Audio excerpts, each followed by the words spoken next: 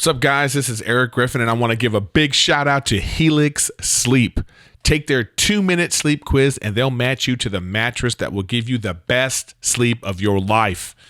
Find your perfect mattress at helixsleep.com/Griffin. Okay, let's go.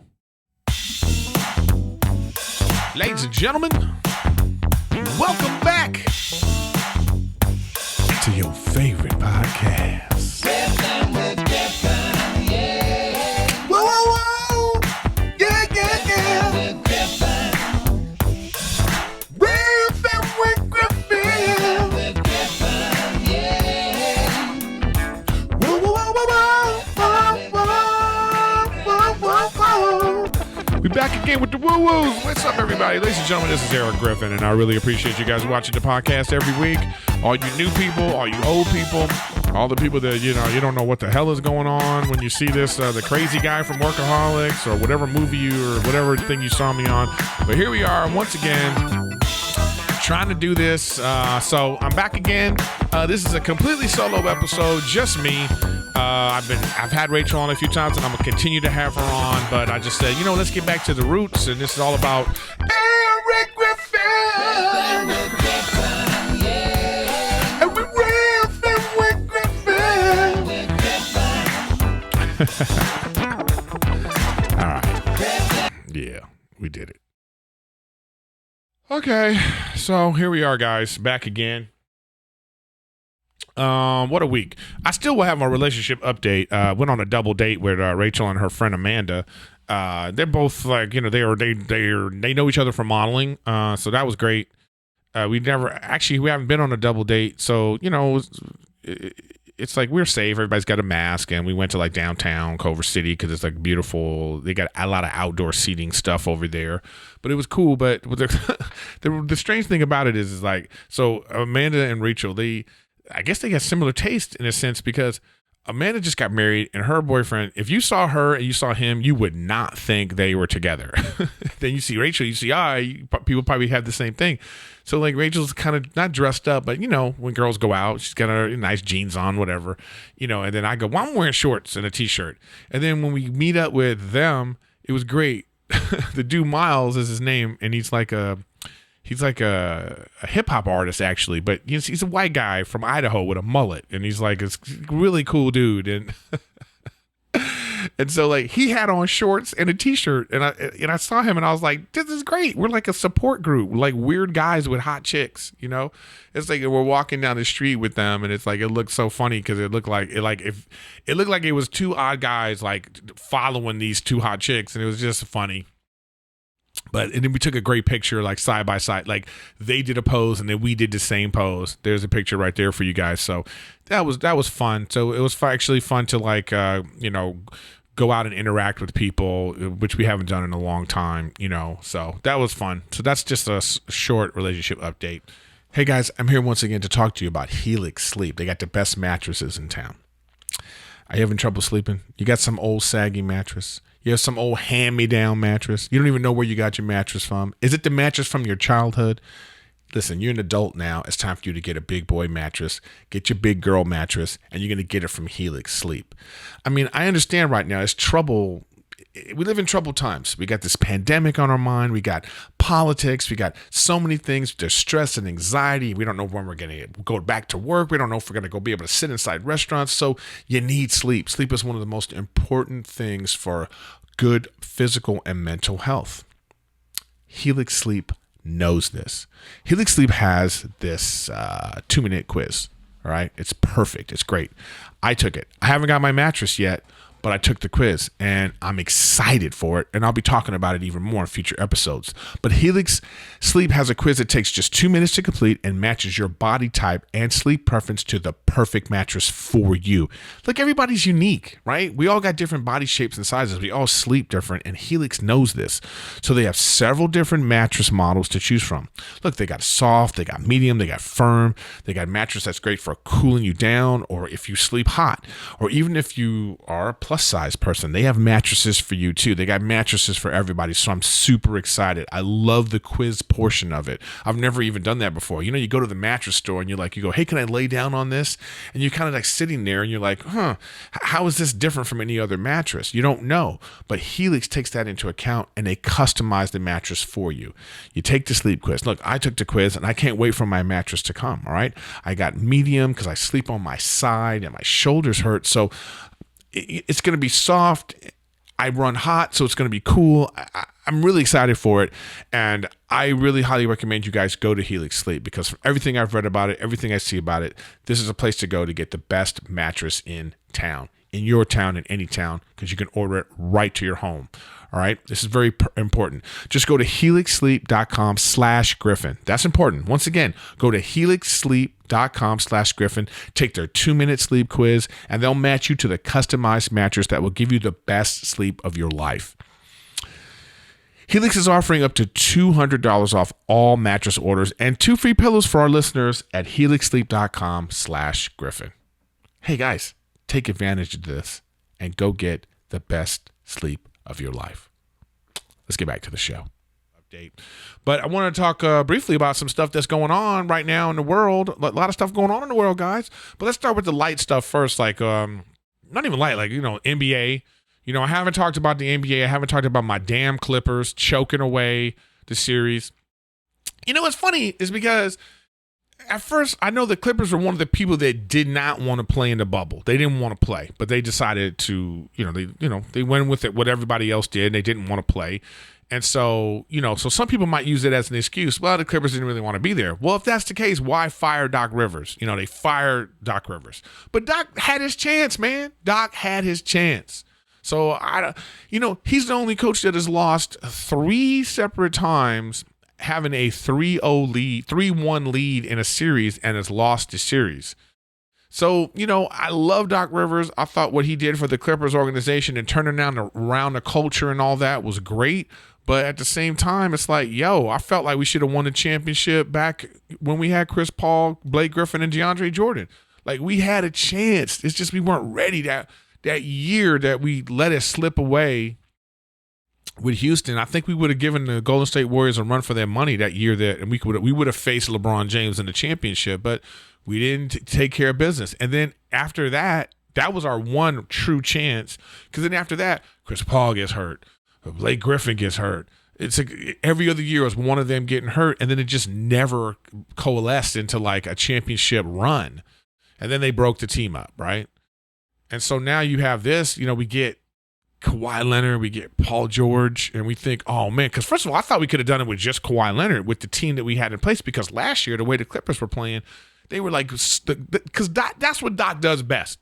If you're a basketball fan, this is what, and you watch, if you've been watching, like Doc Rivers is great with like above average, really good, like right there at the all-star level players. Like maybe they don't make the all-star, and not because they're not good enough. There's just other better players, but they got all-star talent. When you give those kind of players to Doc Rivers, he will make them play hard, play together, and look like a really good team that's ready to win the championship. But when he gets alpha dogs, something happens, and they just do not want to listen anymore. And I think that's been his problem. He only won 1 championship with Kevin Garnett, Ray Allen, and Paul Pierce. And I think that was more about those guys, like Kevin Garnett being like, I'm not going to lose. I need to win a championship for my legacy. But even that year, if you guys remember, they went to 7 games. They went every series in the finals was 7. First round 7 games, second round 7 games, third round 7 games, and the championship was 7 games against the Lakers, and they won. So I'm just saying that it was like they barely got that championship with Doc Rivers as coach, and then they never did it again. They got close, but they didn't win it again. They got to another championship, I believe, right? They lost to the Lakers. They played again, but so he can't, something about alpha dogs that they don't mesh with him, but he is great getting guys to play together, work hard when they are trying to prove something. So I'm not surprised, but like, I don't want to hear any excuses, like, especially from like other Clipper fans or even NBA fans who are like, this is the bubble. It's not the same. Because they're obviously treating it the same because they fired him. You don't fire a guy because I don't think they should have fired him under the circumstances of a bubble. Like, they're in a bubble. We're in a pandemic. This is not a regular life. I think he deserved one more chance with this group. And if something bad would have happened, then yeah, you got to get out of here. But I still even understand why they fired him. So that's that. But poor Clippers, man. And then, the other thing that's going on is, you got the Lakers. So the Lakers are in the championship. And I'm not a Laker fan, but I'm a LeBron James fan. I'd love to see LeBron win another championship. But the dude is damned if he does, and he's damned if he doesn't. Because this is going to have an asterisk on it, which to me, this seems harder because there's nobody hyping you up. There's no home court advantage. There's no big crowds of people giving you adrenaline. It's all about your own personal will and fortitude. And there's no one better in the NBA right now than LeBron James at that. His presence, I don't know. Listen, I went to the Laker game this year and I was sitting maybe maybe 10 to 15 feet away from LeBron James when he was sitting on the bench. And you get feel the dude's presence. You could see, if you look around, you see people not even looking at the game. They're just staring at him to see what he's doing. The dude's got a presence. And I think that presence in a gym, because that's where they're playing. They're playing in a fucking gym, right? That kind of presence, he's just going to overpower people. Like right now, the series is tied 2-1. I'm surprised, Miami, Jimmy Butler went off, had a 40-point triple-double. That guy's got a lot of heart. He's the kind of player. That's the kind of player Doc Rivers. He's that kind of player. I wish Jimmy Butler would have came to the Clippers. But anyways, but I still think LeBron, he's going to work it out, and he's just going to dominate. Just his, not just on the court, just the whole presence of it. So even if the Lakers and Clippers would have played, the way Paul George collapsed and his mentality about, all the things that are going on and how it affected him, there's no way that he would have been able to have the wherewithal to overcome that and push through and beat LeBron James. But it's a shame we didn't get to see that, man. It sucks. I wanted to see Lakers, Clippers, who dominates LA. So it's like the pandemic wins again, man, because that's the only thing we were waiting for. And honestly, who wants to see Miami, Lakers, Miami? So even that series is like, I would have preferred to see Boston, but who even knows in the East? It's like whatever. Or even Giannis. Like even that guy choked away. Like he got taken out, then he got injured. So the whole NBA restart, I don't know. I think I'd give it a C+ at this point right now. But, again, it is what it is. So we'll see if by the time this comes out, if the Lakers will have won the championship. But then, like I say, LeBron is damned if he does and damned if he doesn't, which sucks. So what I mean by that is if he didn't make it to the finals and doesn't win the finals, people would say, oh, man, you didn't make it to the finals. You didn't win. So, see, LeBron, you're not as good as Jordan. And now you've gone to your 10th finals and you didn't, you've lost 6 finals. That's what they'll say about him. But if he wins, they're going to say, well, man, it's in the bubble. It's an asterisk season, So the only thing he can do is this is what's presented in front of him, and he's just got to do it. I mean, the dude's great, man. I mean, it's no doubt. I mean, even with what he's done so far in his career, even going to 10 championships, regardless of losing, going to 10 championships, 8 in a row, he already has a case for being the greatest player ever. You can legitimately make a case for him, and it's like, and there's no one else. Kareem is probably right there. There's no one else that can have that kind of case with his longevity of he's played and the greatness level that he's played at for so long. It's unbelievable. So kudos to him and kudos to the Lakers if they win the championship. But it is what it is. So that's how I feel about that's my Clippers update. I'm sad. I don't know if I'm getting season tickets again because, listen, with the pandemic, that stuff is expensive. It was like the one luxury item I bought with saved up TV money, but I haven't been on a show and all that. So I'm like, and they really trying to price gouge now that they got Kawhi Leonard and Paul George, but who knows even what the team's going to look like, and then they're trying to build a stadium. So I'm going to be watching from home whenever the season starts, but who even knows how they're going to do it? They keep calling me talking about, hey, we're planning on having people in the stands next season, starting in December or wherever it is. But I just don't see how that's going to happen. But anyway, that's my NBA update. I love the NBA. I hope you guys watch. I mean, just watch. There's what else you got to watch. I'm not listen. I don't get paid by the NBA. I just love watching NBA basketball, and it's just it's just unfortunate that this particular time, what's going on right now, how it is affecting the game. But it is what it is. But yeah, NBA update. So other things going on in the world. Last week on the podcast, I was talking about the NFL and how I hadn't heard anything about the coronavirus. It seemed like they just stopped talking about it. The NFL started and everything was going fine. Fantasy football leagues were going on, and the league started and it started off, looked weird at first, no crowd, but then they changed the camera angles and they were doing it. And I just thought, you know what? They're probably just going to ignore it. We're not going to hear anything about the coronavirus, and it's just going to be what it is, right? Excuse me. They cut to, a few days, this past week, turns out that the Tennessee Titans, a bunch of players and staff and personnel tested positive for the coronavirus. They talk about it, and now it's like, boom, it's out there, and it's totally going to affect the league. Now, cut to like baseball, for instance, who is like in the middle of the playoffs. I don't watch baseball. I'm just not a baseball fan. It's really boring to me, and it's just like whatever. All right. There's people out there that love baseball. More power to you. So they canceled like 40 plus games, but you didn't hear about it because no one cares. Besides, no one's going to the games. There's no fans, and you don't have to worry about it. You just have, you could just postpone the game. And you could play 2 or 3 baseball games in a day. I guess obviously it's not as taxing on the human body as, say, basketball or football is.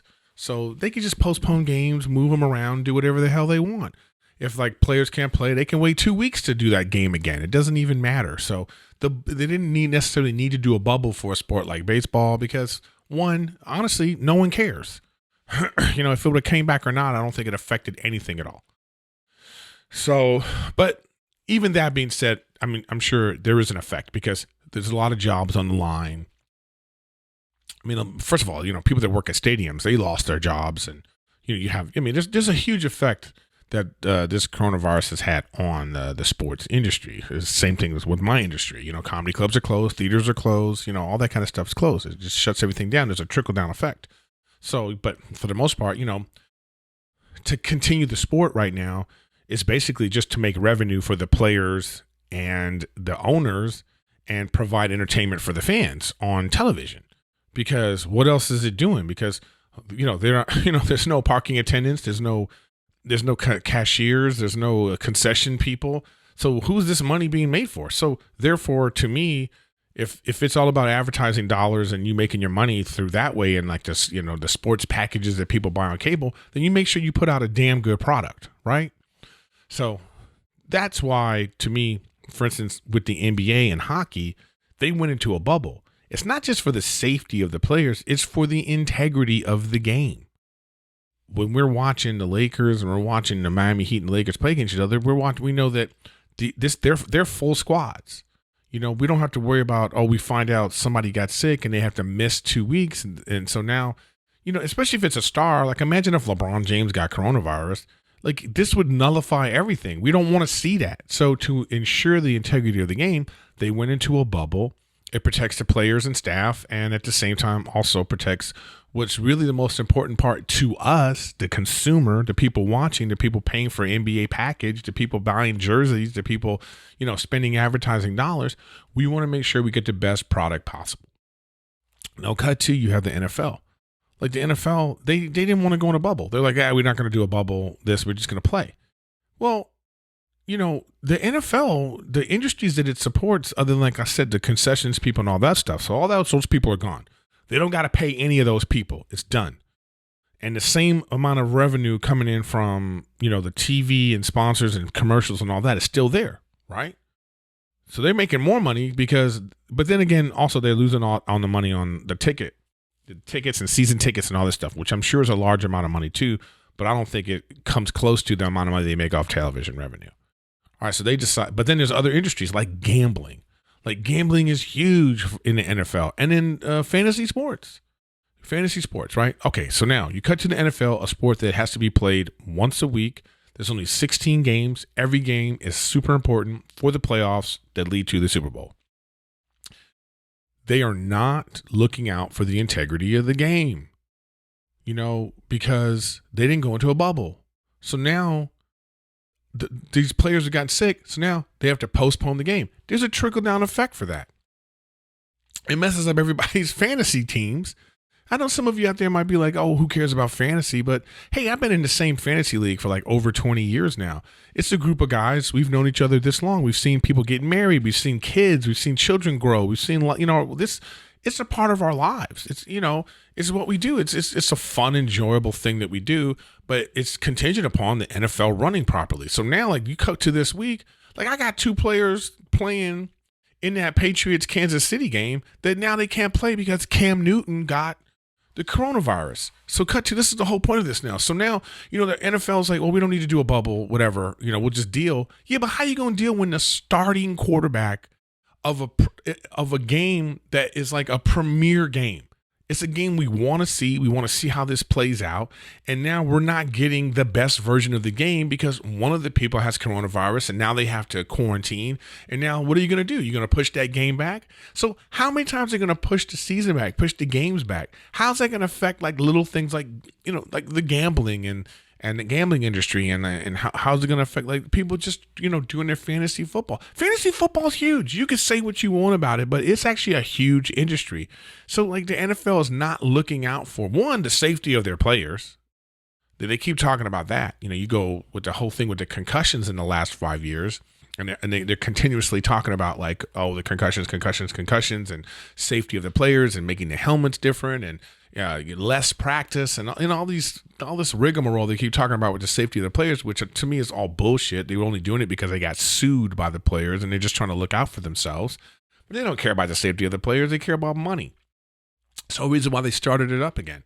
Whole reason why they were like so quiet about coronavirus at first, but there's no way to be quiet about it now.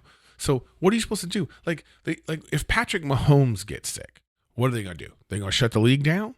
Are they going to be like, well, we're just going to continue to go?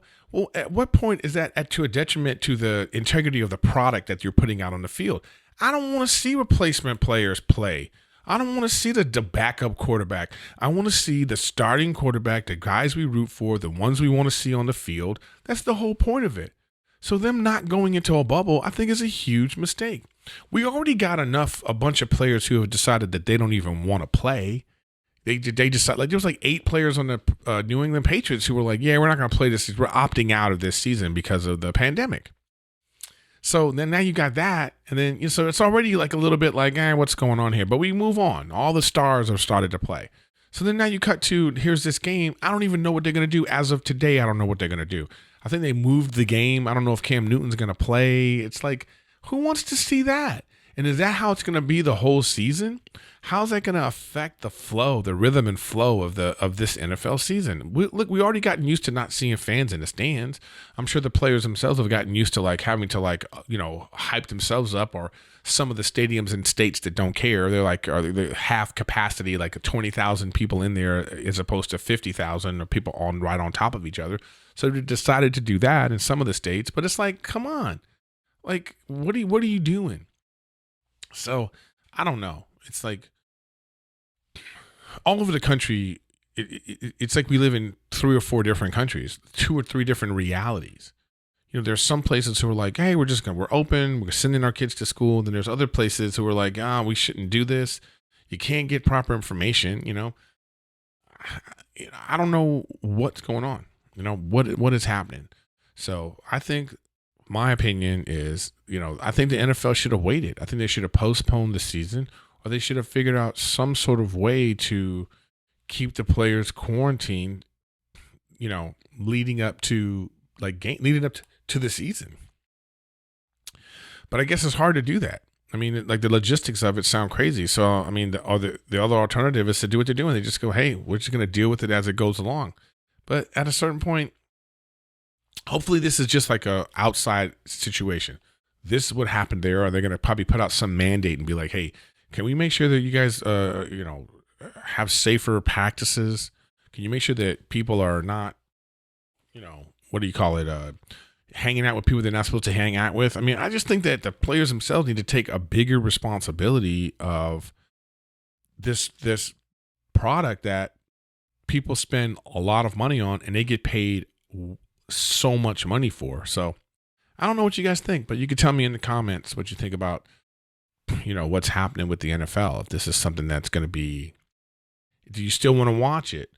I mean, I have some friends who are like, they just don't even want to watch sports right now because it's just not important to them anymore or whatever it is. And you know what? I'm kind of one of those people. I'm kind of feeling that way too. I really realized I'm just kind of like, I haven't really run to the TV. I love watching the NBA, like I said, but I haven't been running to the TV to like turn it on and watch, like I wasn't like my Clippers were on and I didn't even want to watch some of the games. I prefer to stream Call of Duty than play than to watch watch the sports, you know what I mean? So it's just weird times, like how things are affecting us, Hold on a second, guys.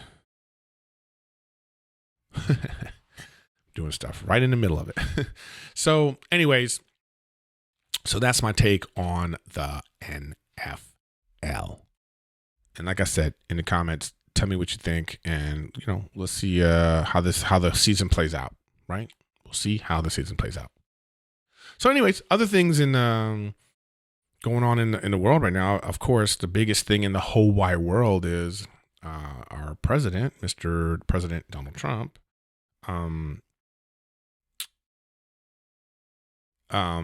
got contracted the coronavirus, so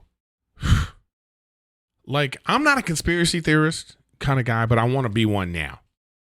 This is just, first of all, coming off of just Trump talk altogether. This is not necessarily political, guys. All right.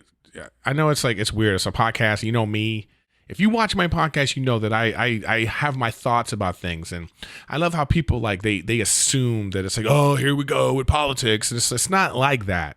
I'm just giving my opinion on the feeling of what's happening. I'm giving my honest opinion, like nuanced opinion about what's happening in the world. Okay, so first let's go back to the debate. We had this crazy debate between these two guys, and it just was it was so bananas. It reminds me of when you look back at the debate between Hillary and Trump. Because first of all, a lot of people, you don't like Trump. I get it. It's like he's such a weird dude. He's hijacked politics, really. I don't know if I don't believe that he's necessarily qualified to be the president of the United States from his background and what he was and all the things that are going on. He was a businessman. He had all these business interests. He had all these things. It's go do your business in Russia. Go have all these things. He became president and then it became a conflict of interest of all these things, and he's like, I don't know. Why would you want that job when you were people liked you more before? It's just weird to me why he'd even want to be president. I mean, I don't know. Who knows? That's what the movie, the guy that made Citizen Kane, he talks about that. He says, when somebody becomes super wealthy, the next thing they want is power. So maybe that's part of the thing, the allure of it, right? But, if you think about it, listen, put the politics aside for a second. Trump's funny, and he's different. He's outside the box. I just think he took over the Republican Party because it was easy. It was so easy just to hijack a party that has a clear party line. The right wing, the party line is very clear. It's not wishy-washy. It is this: limited government. We don't like gays. We like our guns.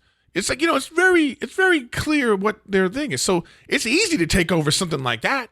It's not just kind of wishy-washy, progressive, liberal, politically correct when it helps them out, oh, we like black people during elections, but don't do shit after that. It's harder to for somebody to hijack the Democratic Party because it's so all over the place. But the right, it's clear. Here's our message. Here's what we want. Boom. So He takes it over because 2 years before that, the guy easily could have been a Democrat. If you listen to what he was talking about and saying, he decided, hey, I could take this over. Very savvy. You know, he got a good people around him, ran a solid campaign. Whether it was honest or not, or is any politician honest? You know, I mean, with the guys, you know, the thing about if I had to pick, if you had to say, please say something, one thing positive about the guy.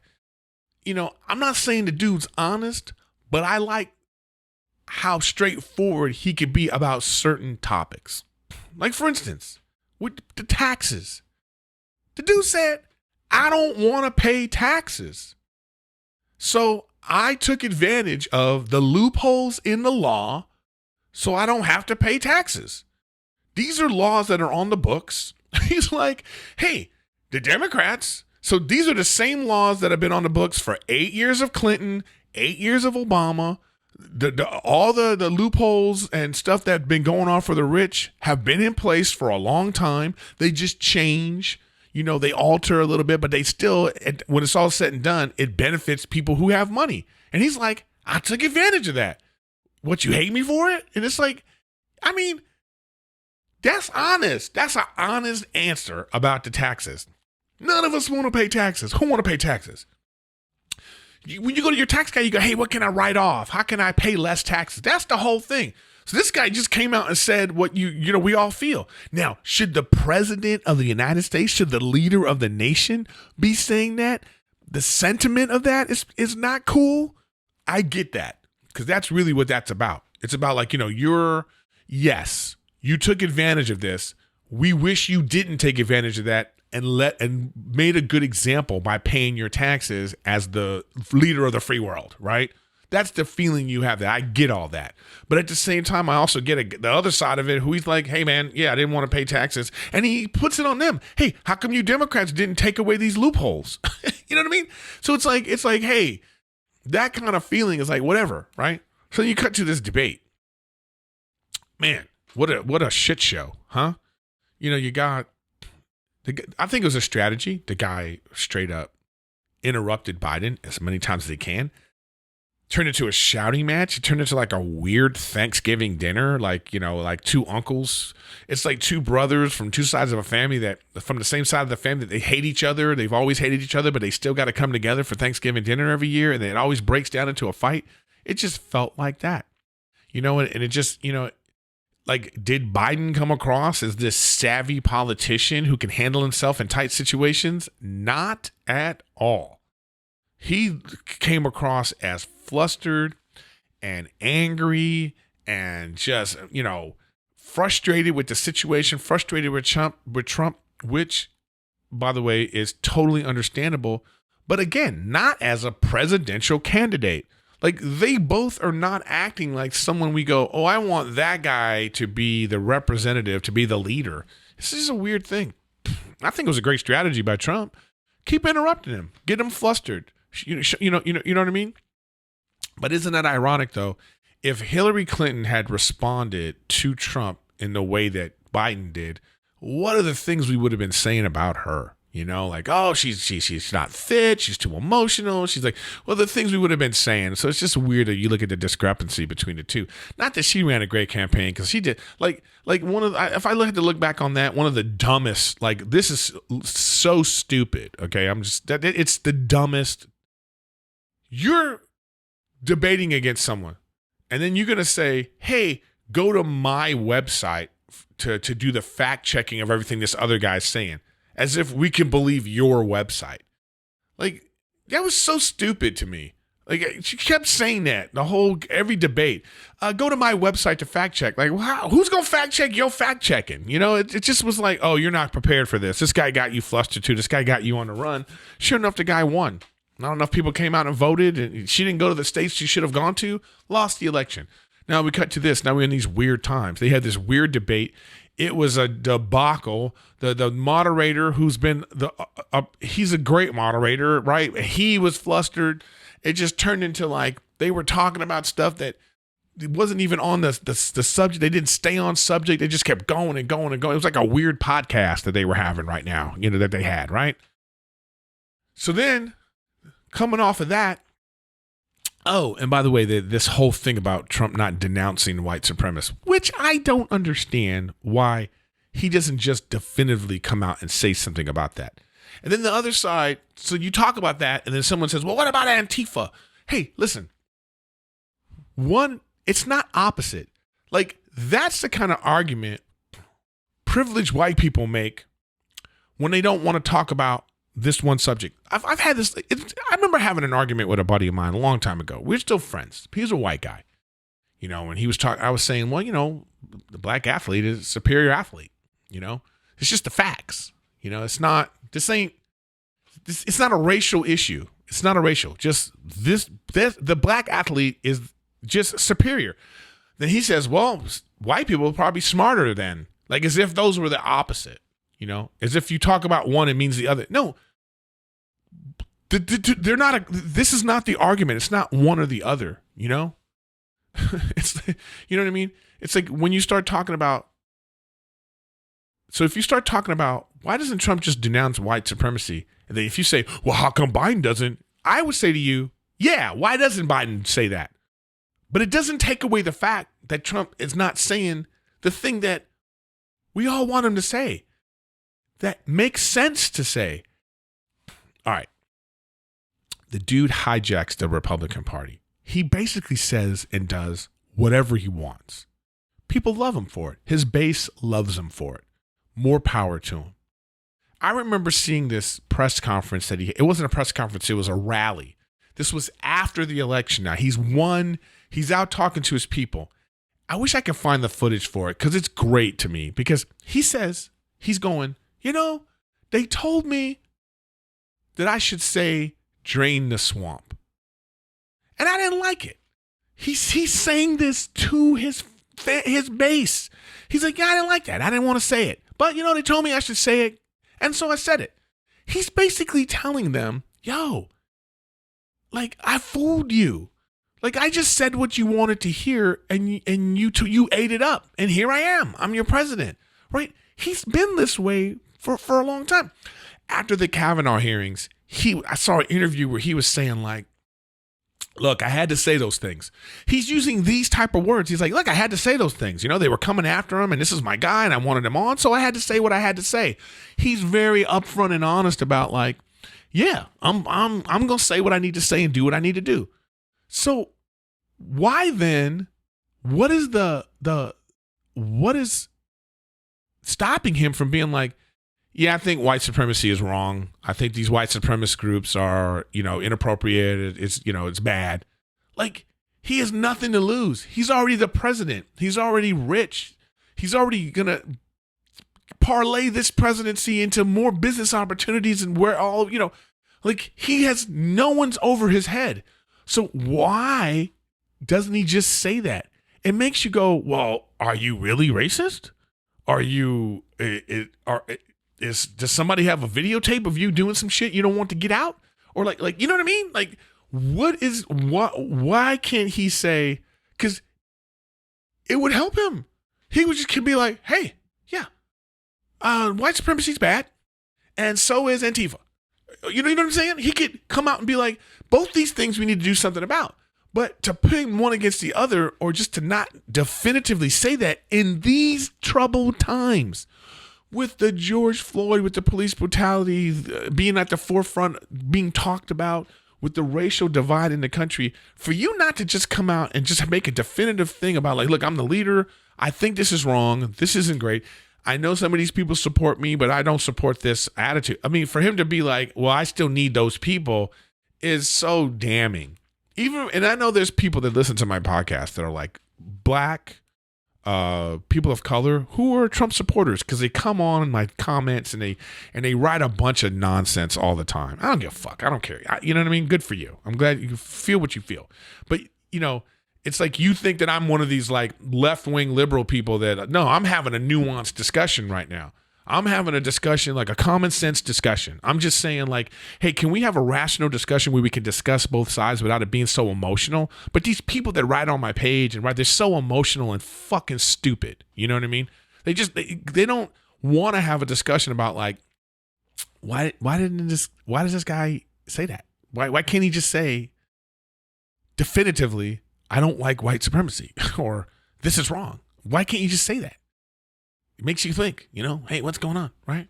So now, anyways, what we originally talked about in the first place is then cut to now, the guy's got COVID. He gets COVID.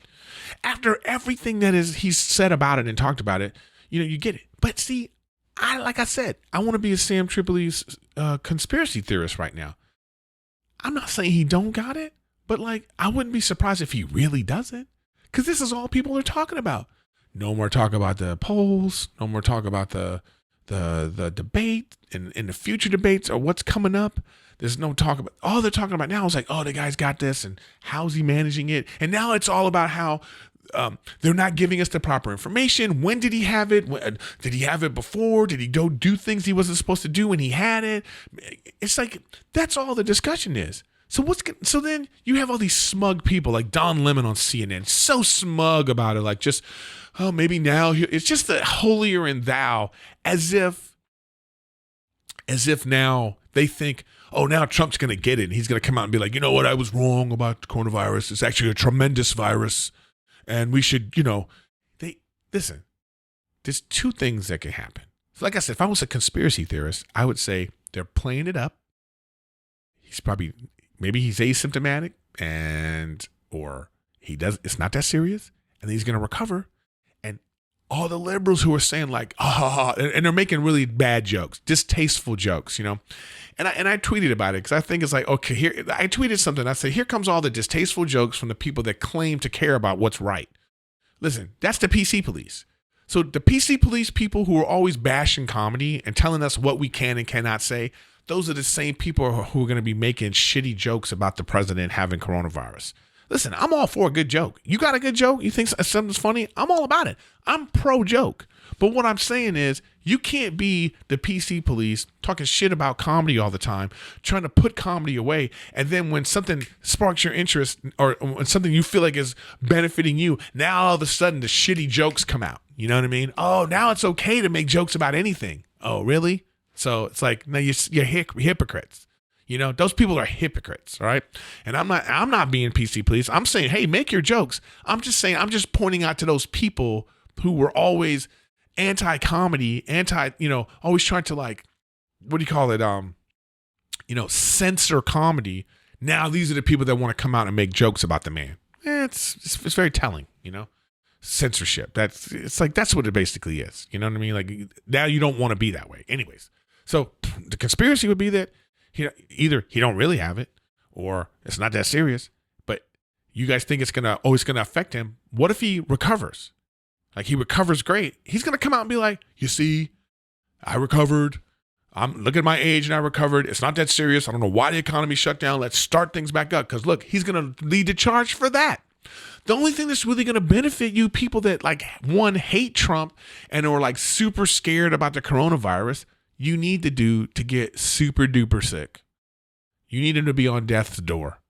And then he recovers. And then he'll have a epiphany of whoa, hey guys, this is way more serious than I thought. Let's actually close some more stuff down. And let's, hey, you Republican states who open, I need you guys to close because this is really serious. That's the only way. Because when he just miraculously recovers in 4 or 5 days, in a week, and he's back, hey, I recovered from that.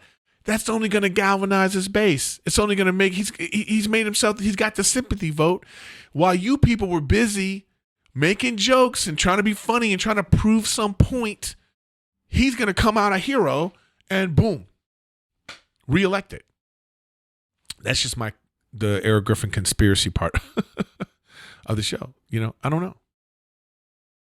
So I don't know if that even makes sense. It's just my rambling stream of consciousness episode of the podcast. Something else that bugs me too, by the way, I've thought about this too, is I read this thing about Joe Rogan, who's my friend. These people at Spotify are they're wanting to walk out. They're wanting to we're going to walk out if you don't let us basically censor his podcast. We need to be able to edit his podcast.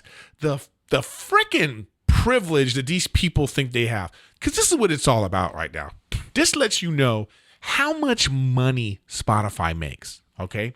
Whatever the amount of money that they gave Joe Rogan, they reported at $100 million, even if they gave him $250 million.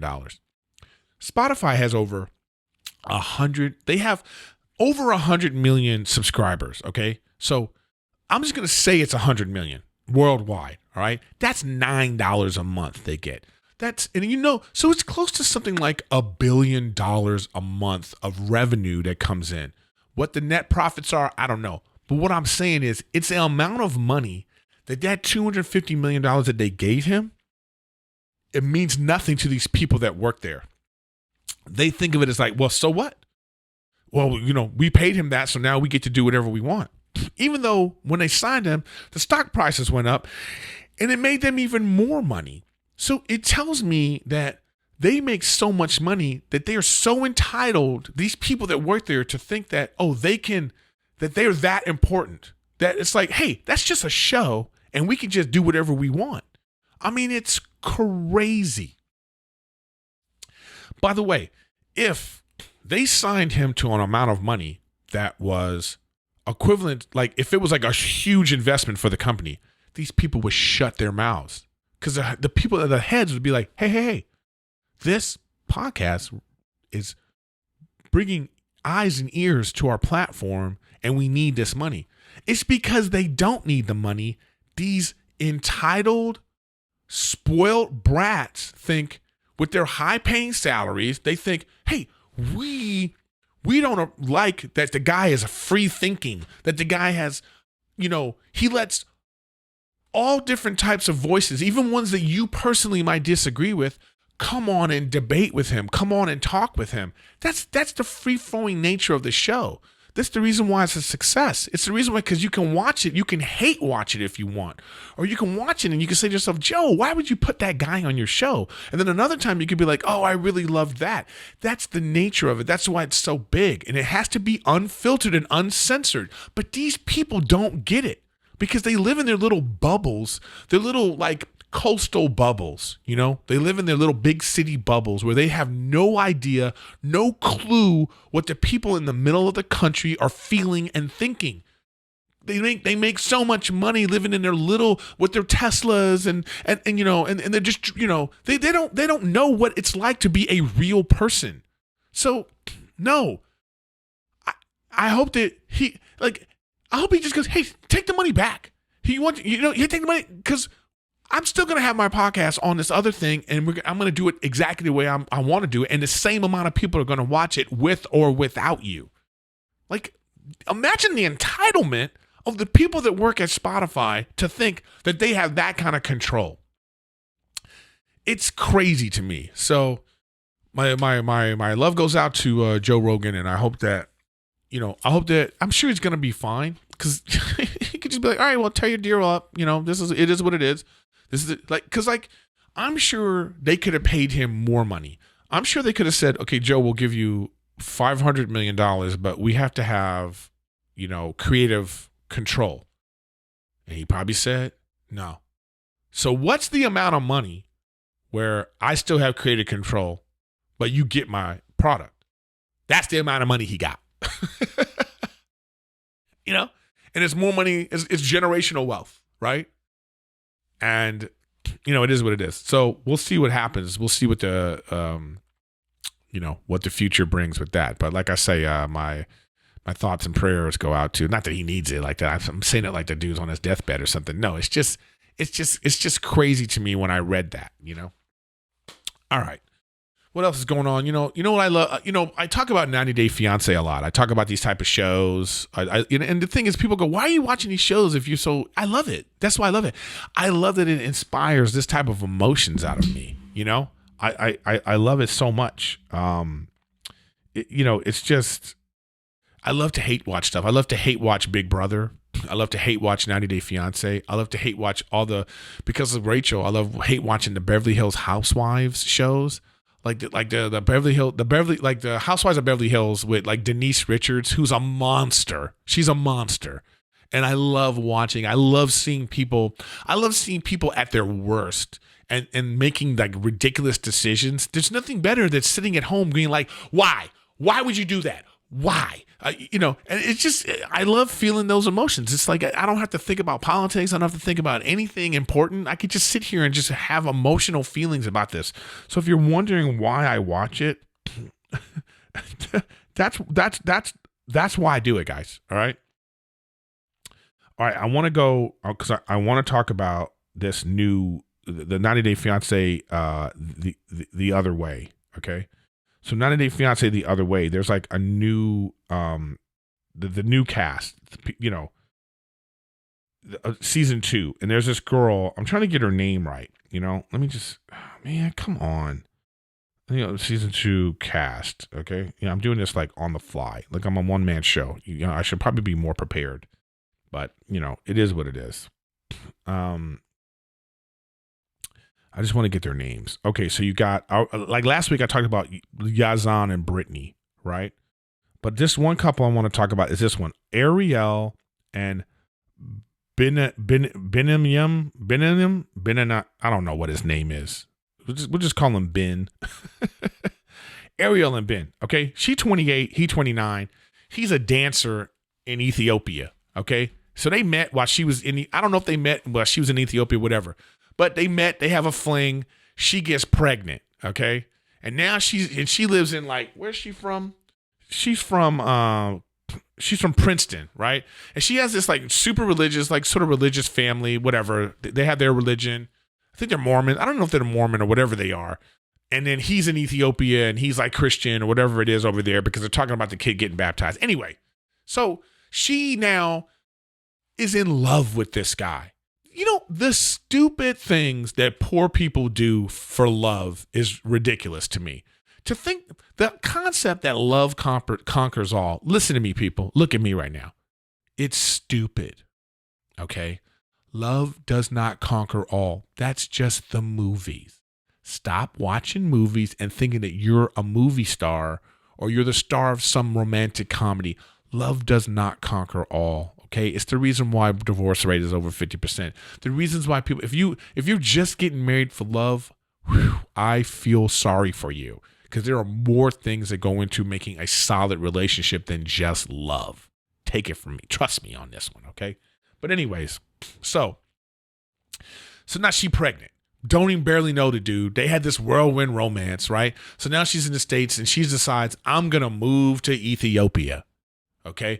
And not only am I going to move to Ethiopia, I'm going to have my baby in Ethiopia so the father can be present. Right. And she's adamant about this. Her family's telling her, I don't know if she should do this. Her mother's a registered nurse and is telling her like, listen, I don't know the medical facilities going on. What if there's complications? Do they have the right drugs? And first of all, she's like being condescending about, like as if Ethiopia, they don't have proper doctors and that kind of stuff. And you know what? If I'm being honest, I felt that way too when I heard it. Until they have an episode where the mom and Ariel go to the Ethiopia and they go to this really advanced hospital. And the people are like, yeah, we got a NICU. We have everything that you would need. And it made me feel like, I need to, like, I had a weird, like, unfair feeling about the Ethiopian medical system, right? That just because you think Ethiopia, you think starving villages, you think those commercials with flies flying around, little kids with the bloated stomach. That's what you think of Ethiopia, So her mom and her go, and all right. So here's the problem. Again, she thought, oh, I'm in love, and she's so stubborn. Like I'm moving to Ethiopia because I want to be with him and I love him. Now they show a picture of when they met. The dude's a dancer and he's a fighter. So he does like jujitsu and all this kind of stuff, but he's a great dancer and he had like dreadlocks. So he was this kind of like Nubian, exotic black dude from Ethiopia that this white woman was like enamored with and let him, get her pregnant. Maybe they didn't do it on purpose. First of all, I feel like the dude did it on purpose. Okay, quick backstory on him. He had another white American girlfriend who he got pregnant, and then they had a bad relationship, and she took off with the kid, and he can't see his son, right? So I kind of feel like he was like, I need to try this again. And I don't think, you know what you're doing. When people say like, I don't know how I got pregnant. You don't know how you got pregnant? Really? You don't know how you got pregnant? Do we need to go over it? You don't remember what happened and when it happened? You know exactly what's going on. You know what's going on. Okay. So I think he knew exactly what he was doing. I mean, as a guy, you know when it's happening because you're thinking to yourself like, ooh, I hope she don't get pregnant. I mean, that's in the back of your head. I don't know how many times you've been in a situation and you're like, oh, this feels so good. And then you just like, maybe just a little bit. Hey, this is thought process. Like, it's not just me. I know you listening right now like, no, that doesn't happen. Or some girl like, what? No, this happens. Guys, it's just love. That feeling of love is right there. So anyway, I feel like the guy got it. He wanted to get her pregnant. But anyway, that's neither here nor there. So now she want to move to Ethiopia. Now she get to Ethiopia. The dude cut his hair. All right. Now, if you see somebody with dreadlocks and they got like this Nubian sort of exotic look, when they cut the dreadlocks off, they just a regular dude. He just a regular nice dude, right? And you could tell immediately, she's like, oh, I don't know if I'm attracted to you as much as I was before. And I'm in Ethiopia. Yeah, you're not in Princeton in New Jersey, girl. You now in Ethiopia. Okay? He takes her to his place. And by the way, even forget being in Ethiopia. Any dude that's living like a bachelor, when you bring a woman over to your place, most dudes, the woman's going to be like, what in the hell is this? And I'm talking about in the United States, okay? You think you fancy. You know, you got Michael Jordan posters on the wall. You got like weird stuff in your place. You got like your men are so sentimental about dumb things like, yeah, this is my JV. This is the wristband I wore on my first JV basketball game. You got that sitting on the mantelpiece. We have a lot of dumb stuff in our place that when your girl finally comes over, she's going to be like, oh, okay. Like Rachel hates my couch. She hates my couch. Hates it with a passion. It's that kind of stuff, right? Now, cut to you in Ethiopia. She gets to the place, sees the apartment, the toilet don't got a toilet seat. I'm just going to stop for a second so you can like, go ahead. You hear what I said? The toilet don't got a toilet seat on it. The place look ridiculous. Especially if you moving from the United States and you have certain luxuries and you have certain, I wouldn't call them luxuries. These are just standard things. Just general principle. You got things in your kitchen like microwaves and stoves and the kind of things you have that we just take for granted. You go to Ethiopia and this bachelor pad dancer guy who works late, he dances all the time. He don't got a lot of money. He got this little shitty apartment. So you didn't think to like have him take pictures or think to yourself, how about I go visit, see what it's like? No, you just want to up and move. So that's part of it. And I wonder too, how much of that is like the pressure of the show itself. Like, are you pressured to be, because now it's the show. So now she out here crying about like, I don't know anyone. I'm here by myself. I don't know the language. I don't know. You don't know me. You don't get me. I don't know if we feel the same. And I'm like, really, bitch? Really? So now common sense is going to fly into the picture. So a dude you barely know that you get pregnant with, that lives in Ethiopia that you haven't seen in months. You mean to say that you don't know him and he don't know you and maybe I shouldn't move to Ethiopia? Really? Now you want to think about that? You idiot. That's what these people are. They're idiots. It makes no damn sense. Why the hell would you bring your pregnant ass to Ethiopia to have a baby at some hospital you don't know nobody, to have a baby with some dude you barely know, and now he ain't even the same guy anymore because the dude cut his damn dreadlocks? Stupid. Okay? All right, that's my 90-day. That's my 90-day fiance update for the week. All right, y'all. I didn't do real world advice from a grown ass man this week because I just felt like, I don't want to do it every week. You get like, you might get bored of it, and we just want to, we want to like, we want to, what do you call it? Mix it up a little bit. I might want to like do some new segments or something like that. I'm trying to figure out, how I can keep expanding the show. So I know like Rachel's a big hit, and I am going to have Rachel on the show more. I actually love having her on the show, but she's like so nervous still, like she's so like she's you guys don't know this, but sometimes we'll tape and then she'll be like, we got to do it again, and it's just like, that's so weird to me. Cause I'm just like, this is a conversation. It's got to be natural and flowing. And then she's like, well, let's do it again. So then we end up doing it again. And then she's like a little bit more comfortable, but then it becomes weird. And she like, sometimes she looks like she's like not listening, or she has like dead eyes or something. You know what I mean? It's like, it's weird. So she's becoming more comfortable. So as she gets more comfortable, we'll have her on more. And I like having her on. I think it's a fun dynamic, but again, I'm trying to be comfortable with like, maybe I'm overcompensating for like her being uncomfortable. So then I'm coming across as like, however I'm coming across. So it's like, it's just weird. All right. I'm trying to find this, email. I'm trying to find this email that I got from someone, and this will be like, wait, hold on a second. We're going to go to it. Let me Rick Glassman this again right now. Okay. So I'm not doing real world advice from a grown man, but I did get one question. So, and I felt like, let me answer the question for the guy, even though it's not for my regular segment, and I'll end the episode with this. The guy says, I need some of that grown man advice. Work is sending me to Japan. I have to leave my long-term girlfriend here. I'm worried that after a year and a half that we agreed upon me being there, that she will grow tired, but I won't want to leave. I have the option of being there for 5 years. Is venturing out worth risking a healthy relationship?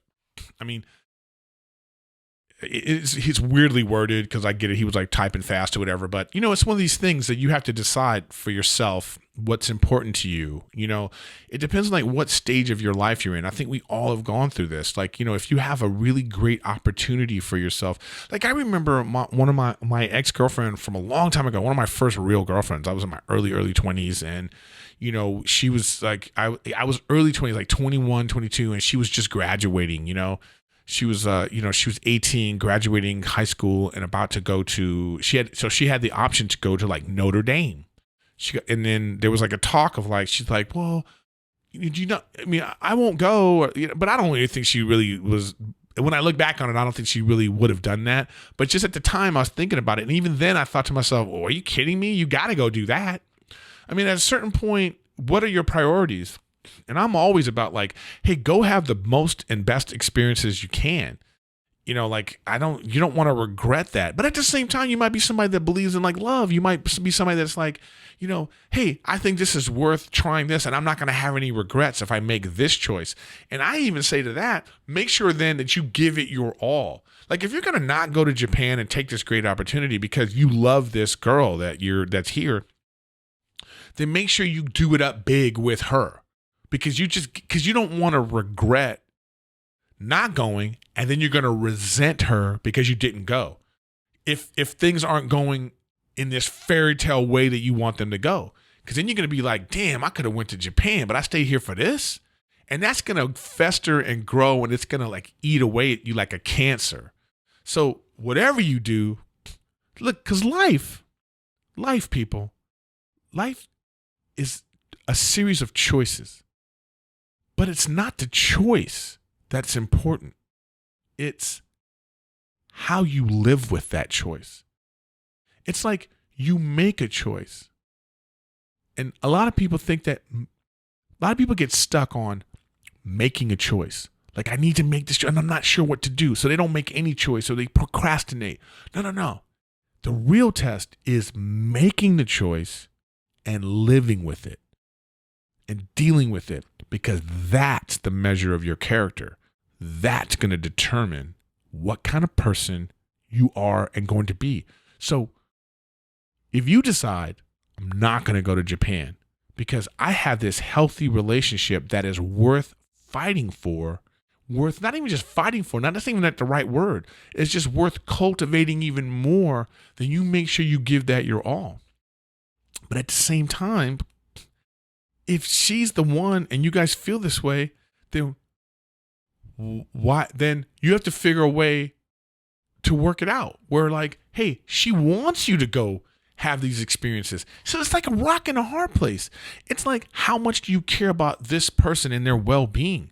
You know what I mean? It's really a tough choice. It's not an easy answer, but whatever you decide, make sure you give it your all, because that's how I feel about it.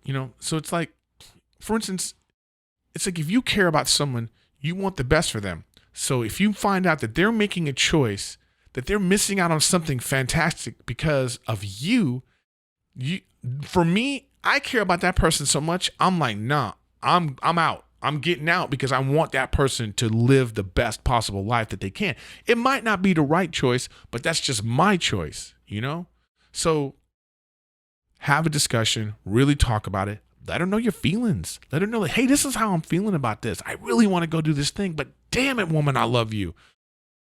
There's got to be a way to work that out. But if not, be okay with the choice that you make. Live with it and live it. Live your best life. All right, guys. That's another episode of Riffin with Griffin, and I really appreciate you guys being here. I'm building up to making a good Warzone episode because I play a lot of Call of Duty Warzone, and there's so many likes and dislikes I have on that game that I'm gonna get a future episode talk about that, and I might even release that on my YouTube channel, Erik Griffin Gaming, which you can see me daily on Twitch, Erik Griffin Gaming, and I oftentimes put up videos after that on Erik Griffin Gaming on YouTube. So catch me daily doing that, and hey guys, keep subscribing, keep liking, keep sharing. Help me grow this show. Listen, if you have some serious comments of ideas of hey, Erik, I would love for you to talk about this, please put that in the comment section. Let me know. I'm trying to I'm ever changing and expanding with you guys as an audience, So sometimes you guys like some things, sometimes you don't like other things. And I am still going to have guests on the show too, but I'm not going to have them as frequently as I did before. So it's special. So I appreciate you guys as we're going through this pandemic together. I'm still putting out content because I realize this is who I am now. I'm really more comfortable with what's happening right now. I was getting kind of sick of even doing the podcast. I didn't want to do it because I didn't understand the purpose of it, but I do know now. I know there's people out there listening. I know I have an audience, and whether it be big or small or whoever it is, I appreciate you guys, you regulars, and then all you new people that have come in, I appreciate you too. And let's keep growing together, and I appreciate that. And this is Erik Griffin signing off, and I will see you next week.